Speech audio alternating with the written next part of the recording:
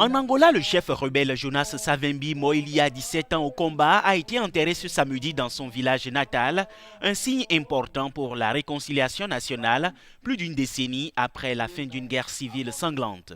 Savimbi, un chef rebelle charismatique mais controversé qui a combattu le gouvernement socialiste angolais au cours d'une guerre civile de 27 ans, a été tué pendant des affrontements avec les forces gouvernementales en février 2002.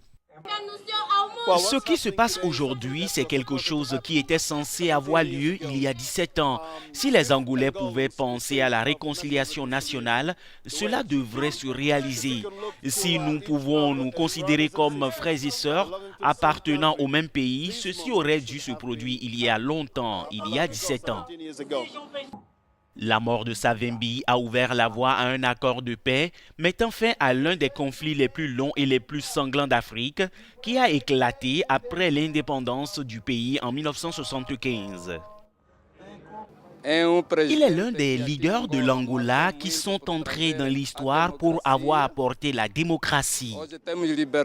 Nous avons aujourd'hui la liberté d'expression pour dire ce dont nous avons besoin. C'est un jour remarquable dans l'histoire de notre pays.